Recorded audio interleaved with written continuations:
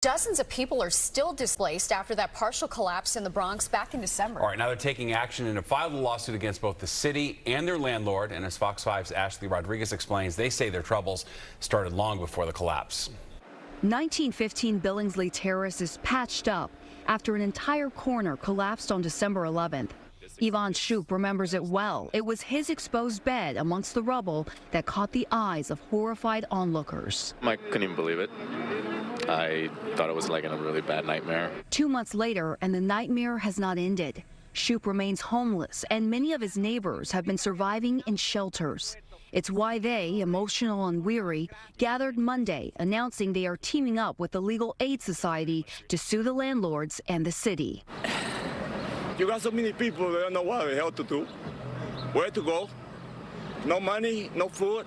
Around 30 tenants are asking for the collapsed section of the building to be rebuilt and for immediate repairs.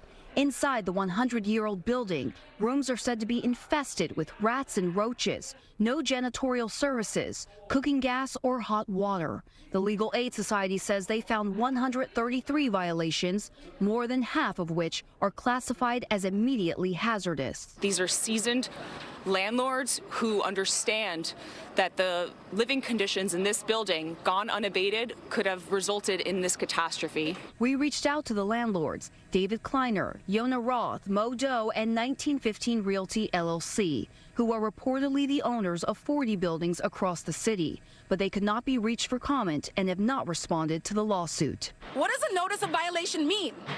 What does it mean to have these laws on the books if a building is allowed to fall apart? The lawsuit is also targeting the city, the Department of Buildings, and the Department of Housing, Preservation, and Development. City Council is now investigating the lack of inspection and accountability. The Legal Aid Society says their first court date is February 20th. The goal is to get an order to correct the violations as soon as possible. They say if the landlords don't comply, they'll be asking to use the power of the court to ratchet up the fines and put pressure on them to do the work to ensure the safety of this building. In the Morris Heights section of the Bronx, Ashlie Rodriguez, Fox 5 News.